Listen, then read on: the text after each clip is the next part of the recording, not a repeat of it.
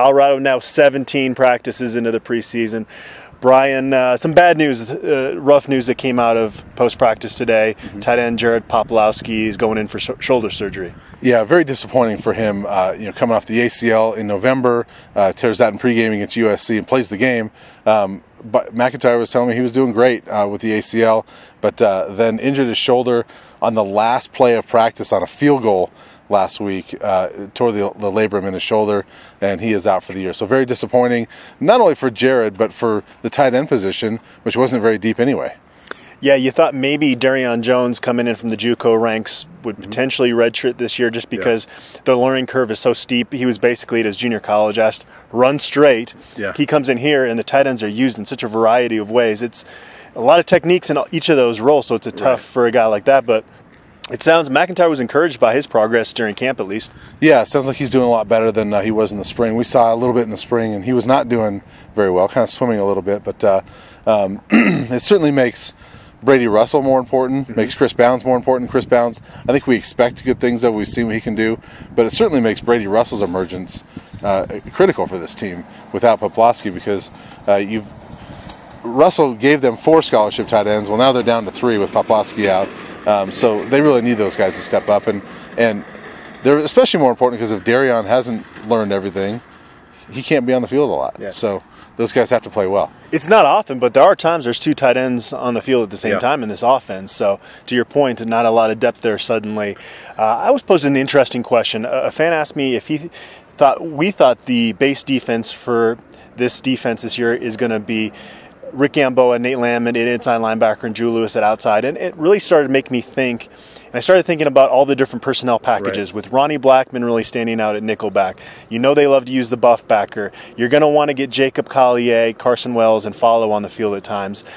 And also, Ross L says Rick Gamboa and Drew Lewis aren't going to play 800 snaps again like they did last year. So it makes me think that there really is not going to be a base defense on this 2018 Colorado Buffaloes team. Yeah, I mean, obviously their base defense is a 3-4, but they don't use that a ton. I mean, I think they used it around 20% of the time last year. And so I guess if you want to say that's the base defense, you could see Drew Lewis being one of the 2 outside linebackers, with the other one being Collier, Wells, or Fallow. But yeah, I don't know what the base defense will be, because they use the buff backer so much, and Davion Taylor's going to be on the field quite a bit there.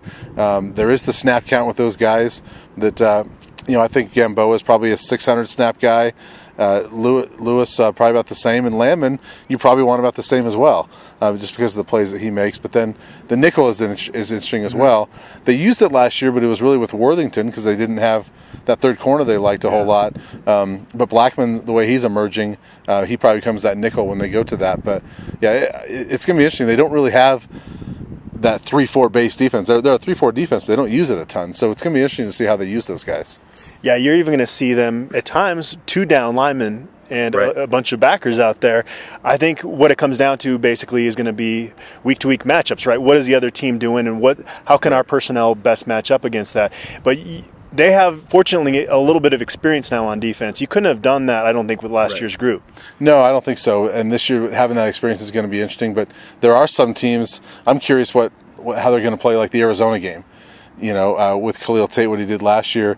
Rick Gamboa, is that a game that you take him off the field a little bit more because he is a little bit slower, and maybe your inside backers are Lewis and Landman, and you've got some more speed on the field. So I think it will be kind of week to week, but there's some interesting scenarios of how they're going to use some of that personnel, because there's 3 or 4 guys now with Lewis that you kind of like at outside linebacker, and the guy with the best physique that we've talked about, Alex Changham, isn't really even in that mix right now. I talked to Clayton Adams, and he says they're basically another day away from kind of trying to solidify things. Obviously, from center going right, Colby Purcell, Tim Lynott, and Aaron Hagler are your 3 established guys there. On the left side, is there a combo there that, based off your interviews and just kind of your observations during those open practices, you feel like they should probably roll with against Colorado State? I think it's hard to say. I think that's probably why Clayton doesn't really know either. He probably knows, but it won't say. But when we've seen the open practices, the starting combination has been Kaiser at left tackle and Tons at left guard.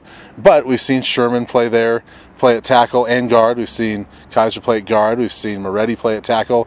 So I think it's going to be any one of those 4, any combination of those 4. And Clayton Adams I thought was interesting after the scrimmage on the 11th at the stadium. Said, when you've got a mix of young guys and some guys with some experience, I'm not afraid to really platoon that. So I think we could see a combination. I don't know if necessarily starting is going to be who's going to play the most snaps. Yeah. I think my prediction right now would be Kaiser left tackle. Right. Tons at left guard, like you said. But then Moretti, when he rotates in at left tackle, move Kaiser into left guard most likely. I agree with you. I think that especially first series against CSU, that's what I would expect, is Kaiser left and Tons at left guard, just because of the experience factor and just the maturity factor. I think that once they get on the stadium in the stadium and all that, I think they're going to want some veterans on there for that first drive. All right, 17 practices in. We're getting closer and closer.